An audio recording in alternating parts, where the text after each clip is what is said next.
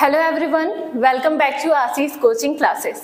Last class में हमने सन के बारे में देखा था, कुछ इंपॉर्टेंट फैक्ट्स के बारे में देखा था सन के ऊपर। सन कैसा है, उसका टेम्परेचर कितना है, उसके सरफेस कितने हैं और उससे किस टाइप के रेज बाहर निकलते हैं, ये सारी चीज़ें हमने लास्ट क्लास में कवर कर ली थी। तो अब हम अपने सोलर सिस्टम में आगे की तरफ बढ़ते हैं।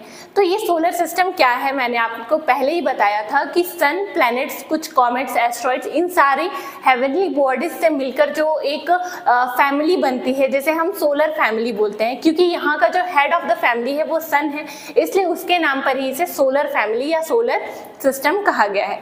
तो अब हम जब सन के बारे में जान चुके हैं, सन के बारे में स्टडी कर चुके हैं, तो हमारा जो नेक्स्ट टॉपिक होने वाला है वो है प्लैनेट्स, क्योंकि जो प्लैनेट्स हैं वो सन का ही रिवॉल्व करते हैं, सन को ही राउंड करते हैं, ठीक है। इसलिए प्लैनेट्स जो है ये सन से काफ़ी छोटे होते हैं।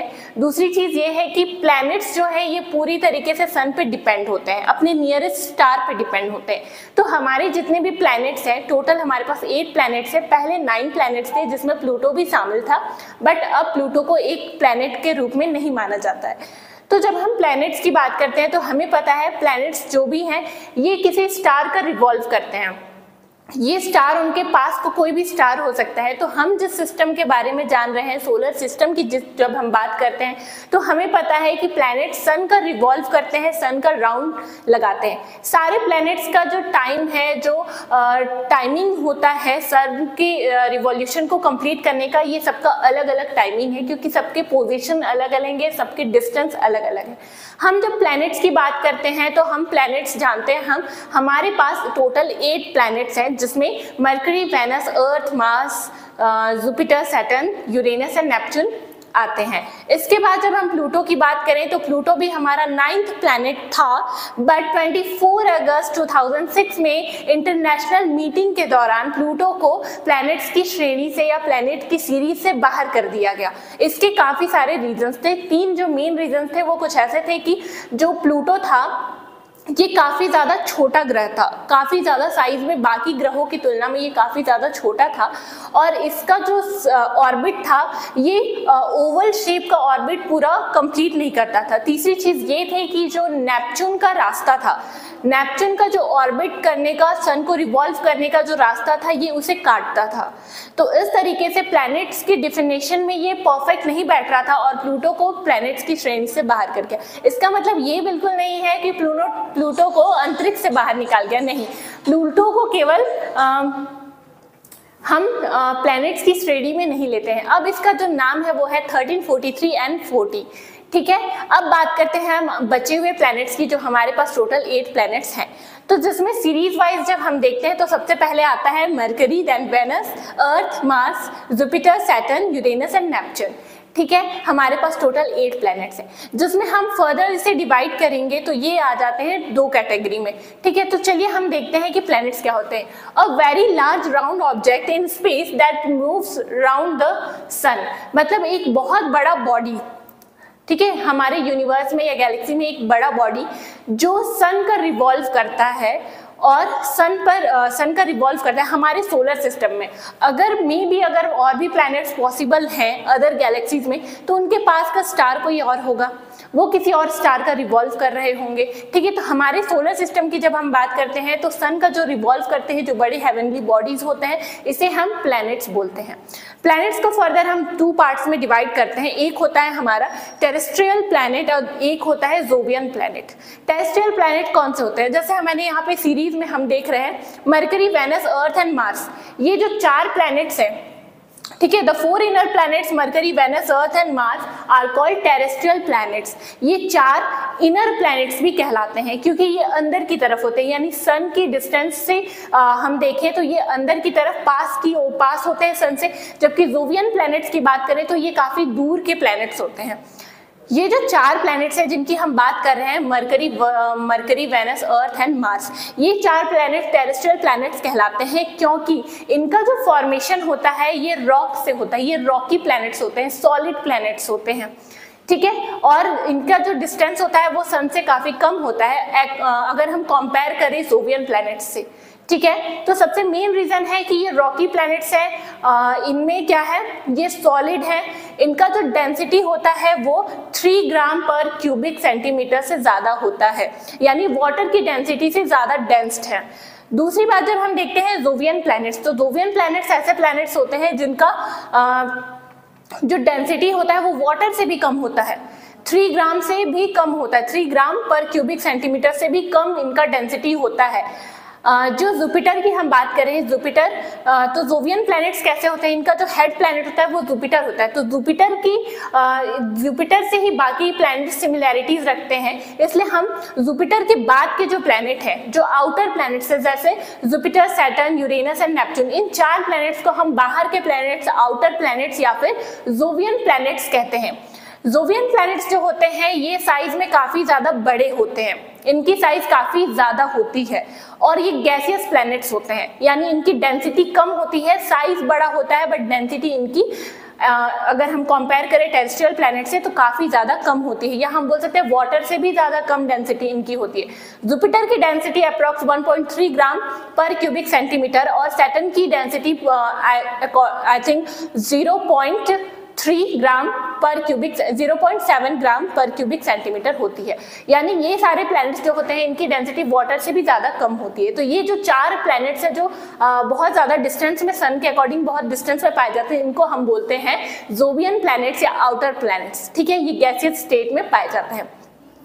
तो हम जब देखेंगे हमारे सोलर सिस्टम में, तो सबसे पहले हम अगर डिस्टेंस के अकॉर्डिंग देखें सन से, क्योंकि the head of the family क्या है, सन, तो हेड ऑफ द फैमिली से यानी सन से जब हम डिस्टेंस कंपेयर करेंगे तो सबसे फर्स्ट का जो प्लैनेट है ये है हमारा मरकरी, सेकंड प्लैनेट है हमारा वेनस, देन अर्थ, फिर मार्स, जुपिटर, सैटर्न, यूरेनस, और सबसे लास्ट प्लैनेट जो है जिसका डिस्टेंस काफी ज्यादा है वो होता है नेपच्यून।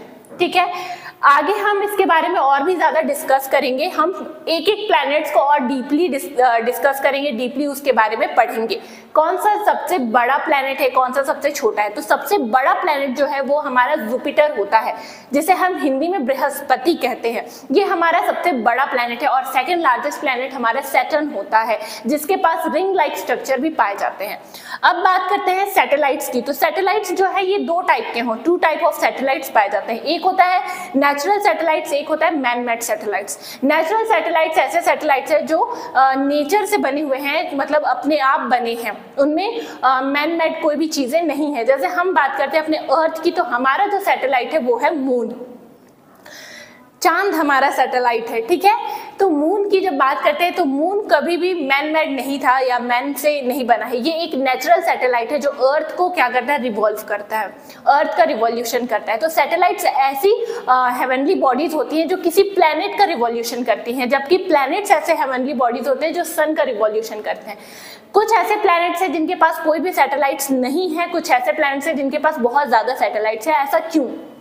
जब हम इसको देखते हैं तो हम देखते हैं जो इनर प्लैनेट्स है जैसे मरकरी, वेनस, अर्थ, मार्स, इन प्लैनेट्स के पास जो है ज्यादातर सैटेलाइट्स नहीं होते हैं या कम सैटेलाइट्स होते हैं। जब हम मरकरी और वेनस की बात करते हैं तो मरकरी और वेनस पे कोई भी सैटेलाइट नहीं पाया जाता है। इसका रीजन ये भी है कि ये सन के काफी ज्यादा पास के प्लैनेट्स हैं। सन से दूरी बहुत कम होने के कारण सन की जो ग्रेविटी थी ऐसा माना जाता है कि मरकरी और वेनस के पास भी अपना खुद का एक सैटेलाइट हुआ करता था, खुद का सैटेलाइट था। बट जब सन के पास है, ये सन से इनकी डिस्टेंस काफी ज्यादा कम है, तो जो सन की ग्रेविटी है उसके कारण मरकरी और वेनस के सैटेलाइट्स को सन क्या करता है, अपने अंदर ले लेता है। इसीलिए मरकरी और वेनस के पास कोई भी सैटेलाइट नहीं है, क्योंकि सैटेलाइट जो होते हैं प्लैनेट से काफी छोटे होते हैं, इनकी ग्रेविटी काफी कम होती है अगर हम सन से कंपेयर करते हैं। ठीक है, थर्ड नंबर पे आता है हमारा अर्थ। जो अर्थ है इसके पास खुद का अपना एक सैटेलाइट है, नेचुरल सैटेलाइट है, जिसे हम मून कहते हैं। ठीक है, तो मून अर्थ का एक नेचुरल सैटेलाइट है। अर्थ का डिस्टेंस सन से कुछ ज्यादा है, थोड़ा ज्यादा है अगर हम मरकरी और वेनस से कंपेयर करें तो, इसलिए इसके सैटेलाइट को सन काफी ज्यादा इफेक्ट नहीं कर पाता है, उसको अपनी साइड नहीं खींचा। अगर डिस्टेंस कम होता तो शायद हमारे पास भी कोई सैटेलाइट पॉसिबल नहीं था। ठीक है, इसके बाद हम देखते हैं मार्स। मार्स के पास भी अपना खुद का सैटेलाइट होता है। और फिर आता है जुपिटर। जुपिटर क्योंकि आउटर प्लैनेट है तो इसके पास काफी ज्यादा सैटेलाइट्स प्रेजेंट है। अभी जो हमें पता है सैटेलाइट्स के नंबर, वो सबसे ज्यादा जुपिटर के पास ही है, सबसे ज्यादा सैटेलाइट्स जुपिटर के पास, देन सैटर्न के पास है। इसके बाद आते हैं यूरेनस एंड नेपच्यून, इनके पास भी अपने सैटेलाइट्स प्रेजेंट है जो मोर देन अर्थ है। अब बात करते हैं हम मार्स और जुपिटर के बीच में। तो मार्स और जुपिटर के बीच में कुछ छोटे हेवनली बॉडीज पाए जाते हैं जो किसी कारण से प्लैनेट का फॉर्म नहीं ले पाए, प्लैनेट नहीं बन पाए, इन्हें हम एस्ट्रॉइड्स बोलते हैं। जो छोटे छोटे हेवनली बॉडीज होते हैं ये भी सन का रिवॉल्यूशन करते हैं। तो मार्स और जुपिटर के बीच में एक एस्ट्रॉइड बेल्ट पाया जाता है जिसमें काफी छोटे हेवनली बॉडीज होते हैं जो सन का रिवॉल्यूशन करते हैं, किसी कारण से ये प्लैनेट्स का फॉर्म नहीं ले पाते हैं। ठीक है, अब बात करते हैं जुपिटर की। जुपिटर हमारा सबसे बड़ा प्लैनेट है और इसके पास काफी ज्यादा सैटेलाइट्स प्रेजेंट है। फिर आता है सैटर्न। सैटर्न भी हमारा सेकंड मोस्ट बिगर प्लैनेट है, यानी सेकंड बिगर प्लैनेट है, जिसके पास अपना खुद का रिंग है। इसका जो रिंग है ये भी सैटेलाइट्स के कारण ही बना है, ये सैटेलाइट्स का ही एक छल्ला बनता है। ठीक है, इसके बाद आता है यूरेनस। यूरेनस के पास भी अपना खुद का एक रिंग होता है जो उसके सैटेलाइट से बना है, बट ये विजिबल कम होता है। सैटर्न का काफी अच्छे से विजिबल हो जाता है बट यूरेनस का थोड़ा कम होता है। यूरेनस अपने अक्ष से या एक्सिस से काफी ज्यादा झुका हुआ प्लैनेट है, इसलिए ये सबसे कोल्डेस्ट प्लैनेट भी है। इसके बाद आता है नेपच्यून, जो सबसे लास्ट का हमारा प्लैनेट है, जिसका डिस्टेंस हमारे सन से काफी ज्यादा होता है। ये हमारा सबसे लास्ट का प्लैनेट है और ये भी ठंडा प्लैनेट में ही आता है, ठंडे प्लैनेट में। इसके पास भी काफी सारे सैटेलाइट्स हैं। ठीक है, तो आपने ये देखा mercury, Venus, Earth, Mars, Jupiter, Saturn, Uranus और नेपच्यून। तो डिस्टेंस के अकॉर्डिंग आपने देखा सबसे फर्स्ट प्लैनेट मरकरी है, सेकंड मोस्ट जो सन के साइड से जो सेकंड प्लैनेट है ये वेनस है, third Earth, fourth Mars, fifth Jupiter, sixth Saturn, seventh Uranus and eight Neptune है। ठीक है, अब हम बात करते हैं इनके डिस्टेंस की, हमने बात कर ली। अब अर्थ से जब हम देखते हैं तो अर्थ के सबसे पास का प्लैनेट होता है वेनस। वेनस के बाद मार्स इसका दूसरा सबसे पास का planet, then Mercury, then Jupiter, Saturn, Uranus and Neptune है, अगर हम अपने अर्थ से बात करें तो, अर्थ से कंपेयर करें तो। अब बात करते हैं हम, यहाँ मैंने एक टॉपिक लिखा है गोल्डीलॉक जोन। ये क्या होता है गोल्डीलॉक जोन? गोल्डीलॉक जोन वो प्लेस होता है जहाँ पर लाइफ पॉसिबल होता है। तो आपको पता है हमारे यूनिवर्स में जहाँ तक हम अभी जानते हैं या हमारी गैलेक्सी में अर्थ पर ही केवल लाइफ पॉसिबल है। तो ये जो गोल्डीलॉक जोन है बोल सकते हैं हम अर्थ पे प्रेजेंट है, क्योंकि अभी तक हमने जो जाना है केवल अर्थ पे ही लाइफ क्या है पॉसिबल है। इसके अलावा मार्स पे भी लाइफ पॉसिबल होने की संभावना है। ये संभावना की जा रही है कि मार्स पर भी लाइफ पॉसिबल है और इसके लिए कपास के पौधे यानी कॉटन के पौधे को भी अंतरिक्ष यानी सैटेलाइट के थ्रू भेजा गया है। जब हम बात कर रहे थे सैटेलाइट की तो हमने नेचुरल सैटेलाइट्स को देख लिया, हमने देख लिया कि कौन से प्लैनेट है किनके पास सैटेलाइट्स है और किनके पास नहीं। बात करते हैं मैन मेड सैटेलाइट्स की। मैन मेड सैटेलाइट्स ऐसे सैटेलाइट्स होते हैं जो मैन के द्वारा बनाए हुए होते हैं या आर्टिफिशियल सैटेलाइट्स होते हैं जो अर्थ पे बनते हैं और अर्थ से ही इन्हें स्पेस में भेजा जाता है। इनके कुछ रीजंस होते हैं, कुछ स्टडीज के लिए इनको भेजा जाता है या फिर आप मौसम विभाग, वेदर फोरकास्टिंग, ये सारी जो चीजें देखते हैं ये सैटेलाइट्स के थ्रू ही पॉसिबल होता है। इन्हीं सब चीजों के लिए हम सैटेलाइट्स बनाते हैं और सैटेलाइट्स हमारा स्पेस में जाता है। इन्हीं सैटेलाइट्स को हम मैन मेड सैटेलाइट्स बोलते हैं। ठीक है, यहाँ हमने देखा कि टेरेस्ट्रियल प्लैनेट क्या होता है, जोवियन प्लैनेट क्या होता है, गोल्डीलॉक जोन क्या होता है और सैटेलाइट्स क्या होती हैं। हमने डिस्टेंस के अकॉर्डिंग भी देख लिया कौन सा प्लैनेट किस जगह पे है और कौन सा प्लैनेट पास है, कौन सा प्लैनेट दूर है। ठीक है, इसके बाद हम बात करते हैं, हमने बात किया इनके साइज का। अब हम बात करते हैं हमारे अर्थ से ऐसे कौन कौन से प्लैनेट हैं जिनको हम अपने नेक्ड आई से बिना टेलीस्कोप के देख सकते हैं। तो हमारे अर्थ से हम हमेशा मरकरी, वेनस, मार्स, जुपिटर और सैटर्न, ये 5 ऐसे प्लैनेट हैं जिनको हम अपने नेक्ड आई से देख सकते हैं। कौन कौन से? Mercury, Venus, Mars, Jupiter and Saturn. बिना टेलीस्कोप के आप इसे अपने नेक्ड आई से टाइम टू टाइम देख सकते हैं। ठीक है, ऐसा नहीं है कि सारे प्लैनेट्स आपको एक बार में दिखेंगे, बट ऐसा कभी मूवमेंट बनता है कि कोई ना कोई प्लैनेट आपको विजिबल होता है। ठीक है, इनके बारे में जब हम डीपली पढ़ेंगे तो हम देखेंगे किसे मॉर्निंग स्टार, किसे इवनिंग स्टार कहा जा रहा है। ठीक है, इसके बाद हम देखते हैं इनका जो रोटेशन होता है, क्योंकि आपको पता है कि जितने भी प्लैनेट हैं वो सन का रिवॉल्यूशन कर रहे हैं। सन के रिवॉल्यूशन के साथ साथ ये अपनी ही जगह पे रोटेशन भी करते हैं, अपनी ही जगह पे रोटेट होते हैं। तो किनका रोटेशन किस डायरेक्शन में होता है? तो हमारे जितने भी प्लैनेट्स हैं उनमें केवल वेनस और यूरेनस को छोड़कर, वेनस एंड यूरेनस यानी टॉप के साइड से, सन के साइड से सेकेंड प्लैनेट और पीछे के साइड से सेकेंड प्लैनेट, वेनस और यूरेनस को छोड़कर सारे planet west to east move करते हैं, वेस्ट टू ईस्ट मूव करते हैं। हमारा अर्थ भी वेस्ट टू ईस्ट मूव करता है, इसीलिए हमें ऐसा लगता है कि सनराइज ईस्ट की तरफ से हो रहा है, ठीक है। लेकिन जो वेनस और यूरेनस प्लैनेट है, ये दो प्लैनेट हमेशा उल्टी डायरेक्शन में, यानी कि बाकी प्लैनेट्स के अपोजिट डायरेक्शन में रोटेशन करते हैं, यानी ईस्ट टू वेस्ट इनका रोटेशन होता है। कौन से प्लैनेट का? वेनस एंड यूरेनस का, सामने से सेकंड और पीछे से सेकंड। बाकी सारे प्लैनेट्स वेस्ट टू ईस्ट क्या करते हैं? अपना रोटेशन करते हैं। सबका जो एक रोटेशन कंप्लीट करने का टाइम होता है वो अलग अलग होता है, लेकिन जब मैं बात करूं सबसे फास्टेस्ट प्लैनेट कौन है, कौन सा प्लैनेट ऐसा है जो सबसे कम समय में अपना एक रोटेशन कंप्लीट करता है, तो वो है जुपिटर।